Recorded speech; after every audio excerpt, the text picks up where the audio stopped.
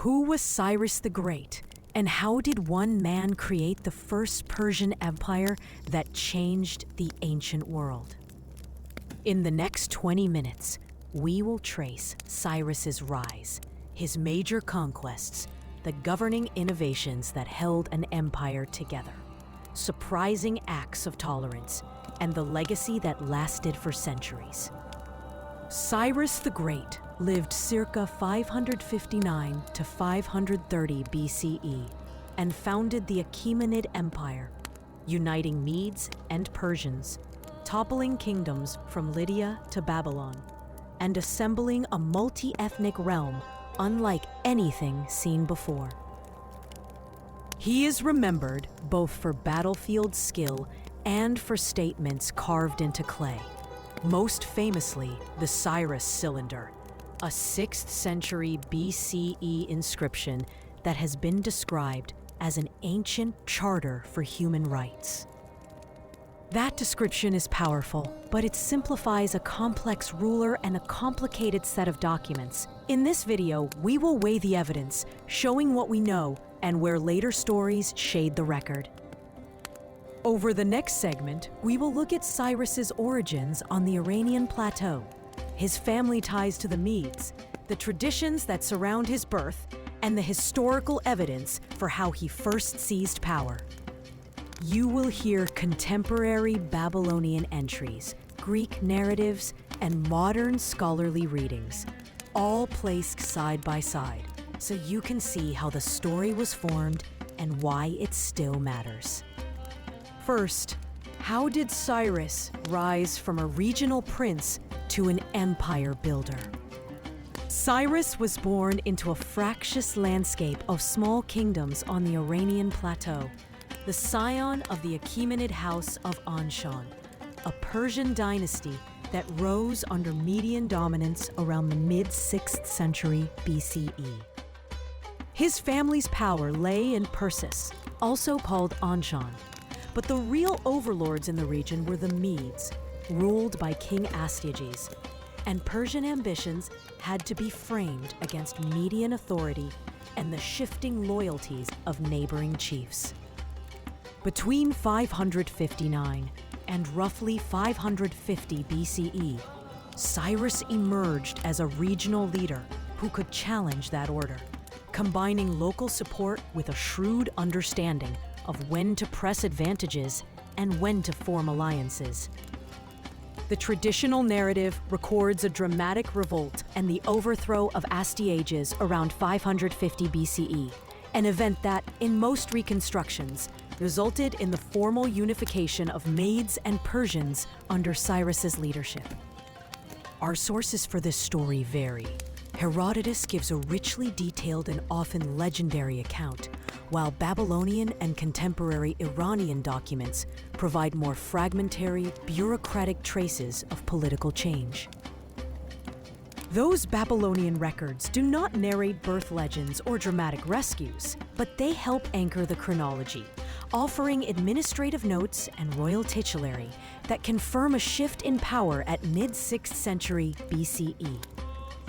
Modern scholars reconcile these strands by treating Herodotus as literary history and the Babylonian sources as close, though terse, testimony. Together, they suggest Cyrus consolidated rule, not by wholesale replacement, but by co-opting Median elites and keeping regional structures intact. Cyrus's consolidation relied on a mix of marriage ties, negotiated submissions by local chiefs, and targeted military action where resistance persisted. A pragmatic strategy that turned fractured loyalties into a workable imperial core. By about 550 BCE, Cyrus could claim the legacy of both Median and Persian authority, styling himself as leader of a new political formation that would become the Achaemenid Empire. It is important to mark how much of Cyrus's early biography is reconstructed. Archaeology, sealed tablets, and Babylonian chronicles give facts about offices and dates, while Greek authors supply the dramatic arcs and moral lessons at later listeners' favored. One persistent legend, recorded by Herodotus, tells of Cyrus's exposure as an infant and his rescue by a shepherd, a foundation myth that casts him as a divinely favored founder. Historians treat it as symbolic rather than literal fact. With the Medes subdued, Cyrus turned west and came into conflict with two major powers, Lydia and Babylon. Cyrus's military success was never just the work of brute force. It combined bold tactics, shrewd diplomacy, and an army built to adapt to different foes and landscapes. His first major Western triumph came against Lydia around 547 BCE, when the wealthy king Croesus was defeated and the Lydian capital of Sardis fell to Persian forces, a turning point that opened Anatolia to Persian influence. Control of Sardis did more than add territory. It secured key trade routes into the Aegean, brought Persian rulers into sustained contact with Greek cities, and transformed the balance of power in the Eastern Mediterranean. The most dramatic campaign followed in 539 BCE, when Cyrus marched on Babylon, the great Mesopotamian capital, and brought one of the ancient world's most powerful states to heel in a single season of campaigning. How Babylon fell is told in different ways. Greek historians paint dramatic entries and clever stratagems, while Babylonian records such as the Nabonidus Chronicle offer a terse administrative account that emphasizes the change of kingship rather than battlefield spectacle. Cyrus's army was a composite force, drawing on Persian cavalry, Median contingents, and levies from subject peoples, a flexible mix that allowed rapid movement, local knowledge, and the capacity to besiege cities or pursue mobile enemies. Greek sources name an elite unit they call the Immortals, an elite guard described as a constant, highly trained force. Scholars treat that label as a Greek description of Persian elite troops rather than a literal immortality. Beyond troops, Cyrus used diplomacy and negotiation, offering clemency to surrendered cities, co-opting local elites, and forming alliances that reduced the need for long, costly occupations and made his conquests more durable. Some battlefield stories are vivid but contested. Later narratives suggest Cyrus diverted rivers or exploited seasonal waterways to enter Babylon, a dramatic image that must be weighed against contemporary Babylonian chronicles and archaeological data. Herodotus preserves an anecdote that Croesus may have survived defeat and later advised Cyrus, a compelling human detail that historians treat cautiously, noting Herodotus wrote a generation later and mixed history with hearsay. Our picture of these campaigns comes from a patchwork of evidence: the Nabonidus Chronicle and Babylonian inscriptions for administrative facts, Herodotus and later Greeks for narrative color, and archaeological remains that confirm cities, routes, and siege works. Material traces give context to the written accounts. The ruins at Sardis show the city Cyrus captured. Babylon's gates and canals reflect the setting of his entry, and Persian reliefs and seals hint at the mixed composition of his forces. Babylon's fall brought Cyrus immense resources and prestige, but as he consolidated control, his policies after victory, how he treated peoples and managed newly won lands, would become central to understanding the real scope of his achievement. When Cyrus entered Babylon in 539 BCE, he proclaimed himself king and presented his conquest not merely as a military victory, but as a restoration of order, a claim recorded in both imperial inscriptions and in foreign histories. The Babylonian record, known as the Nabonidus Chronicle, describes the city's fall in terse administrative terms, noting that Babylon was captured in the king's absence and that Cyrus's forces gained control with relatively little street fighting. Greek writers tell a different, more dramatic story, and Herodotus and later authors offer anecdotes about trickery and diverted rivers. But historians weigh these versions against contemporaneous Babylonian sources and find a mix of fact and legendary embellishment. Central to the imperial story is the clay object now called the Cyrus cylinder, an Akkadian cuneiform inscription dated to the same year, excavated in Babylon and today preserved in the British Museum. On the cylinder, Cyrus presents himself as a restorer. He describes returning displaced people to their homelands, restoring temple cults, and returning the images of the gods to their sanctuaries, a message designed to show he respected local religion and order. Modern headlines have called the cylinder an ancient charter of human rights, but scholars caution that this is anachronistic. The text belongs to a long Near Eastern tradition of royal propaganda that framed conquests as restorations sanctioned by the gods. The Hebrew Bible preserves a complementary memory in the Book of Ezra, where Cyrus's decree permits Jewish exiles to return to Jerusalem and rebuild the temple, a passage that later readers celebrated and that remains central to biblical tradition. Taken together, these sources show a deliberate policy. By restoring temples, returning cult statues, and allowing repatriation, Cyrus sought legitimacy through respect for local religions and customs, reducing resistance across newly conquered lands. O's policies had practical effects.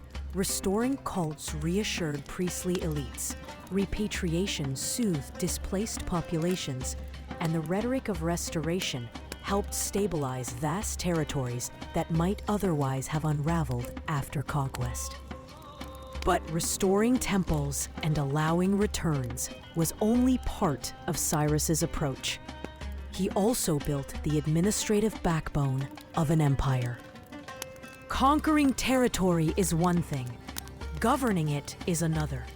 And Cyrus the Great faced the enormous challenge of turning a string of newly acquired lands into a functioning empire. Rather than imposing a single uniform system, Cyrus built on existing local structures and introduced administrative practices that balanced central authority with regional autonomy. He divided the empire into provinces known as satrapies, each overseen by a satrap, a governor who collected tribute, administered justice, and maintained local order while answering to the king. Satraps often came from local elites or trusted Persian appointees, a pragmatic choice that preserved local customs and made administration more efficient and less costly to impose. Tribute and taxation under Cyrus combined standard demands from the center with locally administered systems, letting communities keep familiar practices while contributing resources to the imperial treasury. To keep an empire of many peoples connected, Cyrus developed communications and logistical networks, laying the groundwork for faster messaging and supply movement across long distances. Greek writers like Herodotus describe a relay system of mounted couriers, the Angarium, and although the famous royal road was expanded under Darius, Cyrus initiated the arteries that made rapid communication possible. Administrative record-keeping also advanced with the use of seals, clay bullae, and bilingual inscriptions that helped coordinate tax lists, legal matters, and official orders across diverse regions. Military logistics reflected the same pragmatism. Persian forces relied on a mix of imperial units and locally raised contingents, drawing on regional specialties and knowledge to sustain campaigns and garrisons. Central oversight was enforced not just by satraps, but by royal messengers and occasional inspectors, an early form of monitoring that kept provincial power from becoming independent of the throne. Cyrus's approach lowered the costs of rule, reduced rebellion by co-opting local leaders, and created an administrative template that later Achaemenid rulers would refine into a durable imperial system. In short, Cyrus paired military conquest with practical governance, a flexible satrapy system, emerging communications networks, and record-keeping that together turned a collection of peoples into an organized empire.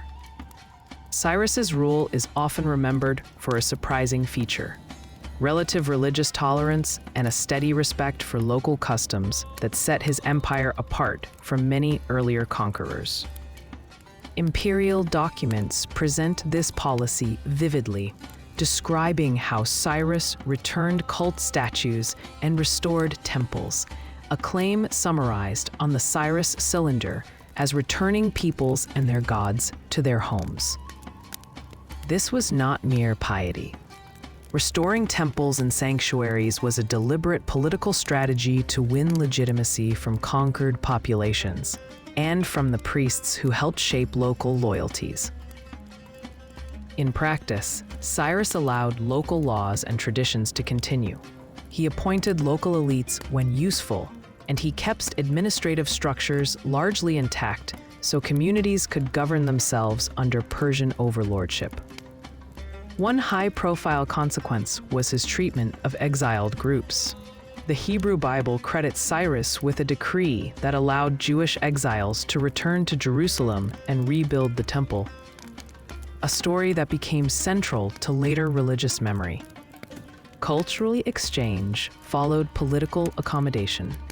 Persian art and architecture absorbed motifs from Mesopotamia and Anatolia, while local crafts and religious imagery continued under imperial patronage, producing a hybrid visual language across the empire. Scholars emphasize that Cyrus's tolerance was pragmatic rather than universalist. It secured order, reduced resistance, and integrated diverse peoples into a workable imperial system, even as power remained concentrated in the palace. The result was a durable model of governance, conquest paired with conciliation, force supplemented by local legitimacy, a mixture of persuasion and administration that helped the Achaemenid state endure and set the stage for the stories and legends that followed. Cyrus the Great died around 530 BCE, but the circumstances of his death have been debated for centuries and wrapped in stories that reveal as much about later imaginations as about the historical man. One tradition, preserved by Herodotus, tells of a clash with the Massagetae and a queen named Tamaris, who, according to the story, defeated and killed Cyrus after a campaign in Central Asia, a tale scholars treat as legendary and instructive rather than strictly factual. Other ancient writers offered different versions, and surviving administrative records from the Persian heartland do not record a clear, contemporary account of his final campaign, leaving historians to weigh Greek narratives against fragmentary Near Eastern evidence. What is less contested is the place where Cyrus was buried. At Pasargadae in modern Iran stands a modest, gabled tomb long attributed to Cyrus, its simple stone form distinct from later imperial monuments. Archaeological work and the site's UNESCO designation emphasize the tomb's symbolic power as well as its antiquity. a direct archaeological proof that the tomb holds Cyrus's remains remains inconclusive, and no authenticated human remains have been definitively linked to him. Over time, Cyrus's image expanded beyond his deeds, turning into a cultural and moral touchstone. Greek writers praised his leadership and moderation in works like Xenophon's Cyropaedia and in Herodotus's Histories, even as those texts blend admiration with literary shaping. In the Hebrew Bible, Cyrus occupies a special place as a liberator, named in the Book of Ezra as the ruler who allowed exiled Judeans to return and rebuild their temple, a memory that cemented his reputation in Jewish tradition. Persian successors adopted and adapted his legacy, using the title King of Kings and invoking Cyrus as a founder figure to legitimize later rule, while Achaemenid art and royal ideology built on the administrative foundations he helped establish. A modern afterlife of Cyrus is equally complex. From 19th century European scholarship to 20th century nationalist narratives in Iran, the figure of Cyrus has been appropriated for political and cultural ends, sometimes celebrated as a human rights pioneer. That particular claim rests largely on interpretations of the Cyrus cylinder, which portrays Cyrus as a restorer of temples and a returner of displaced cult images, language that is powerful but needs context and scholarly caution before being read as a modern charter. Scholars continue to debate the cylinder's meaning, the extent of Cyrus's tolerance, and how much later writers projected ideals back onto his reign, producing a legacy that is both historically rich and contested. Today, Pasargadae, the cylinder, and the stories in Greek and biblical texts combine to make Cyrus a cross-cultural symbol, invoked by rulers, thinkers, and communities to represent leadership, mercy, or imperial order depending on their aims. So what does Cyrus the Great leave us? He left an empire, administrative practices, and artifacts that shaped how the ancient Near East remembered rule, and a legacy that invites us to ask how leaders are forged by deeds and remade by memory. After 20 minutes tracing kings, campaigns, and cities, we arrive at the question every historian asks: what did Cyrus the Great actually leave behind for the world to remember? Cyrus united Medes and Persians and forged an empire that stretched from the Iranian plateau to the shores of the Aegean and the gates of Babylon, ruling roughly from 659 to 530 BCE and changing the political map of the ancient Near East. First key takeaway: Cyrus created a new imperial model by combining military skill with pragmatic governance, using satraps, local elites, and diverse military contingents to hold vastly different peoples together. Second key takeaway: his approach to conquered peoples emphasized accommodation. The Cyrus cylinder and accounts in the Hebrew Bible portray policies of returning cult statues and permitting exiles to go home, a strategy that won legitimacy from local populations. Third key takeaway: Cyrus left material traces that shape our understanding. The clay of the Cyrus cylinder, the stone tomb at Pasargadae, and administrative practices that later Achaemenid rulers refined into systems like the Royal Road. Caveats matter. Ancient sources disagree. Greek historians weave legend. Babylonian chronicles offer concise entries, and biblical texts carry theological purposes. So scholars balance these voices rather than accept any single account as complete truth. Cyrus's image has been reused across history, admired by Greek writers, celebrated in the Bible, invoked by modern nationalists, and sometimes miscast as a simple emblem of human rights. The reality is both more pragmatic and more complex. If you could pick one aspect of Cyrus's story to explore in depth, which would it be? Tell us in the comments. The Cyrus cylinder, the fall of Babylon, Pasargade's archaeology, or how satrapies functioned in practice. For further viewing, check our suggested deep dives, Persepolis and Darius, a full translation and analysis of the Cyrus cylinder, and a comparison of Herodotus and the Babylonian chronicles for military histories. If you found this overview useful, like and subscribe for more concise histories, and hit the bell to be notified when the next deep dive drops. Your support helps us make better, more accurate videos. Cyrus's empire changed the map of the ancient world, and the debates about his motives and methods remind us that leadership is as much about persuasion and administration as it is about battlefield glory.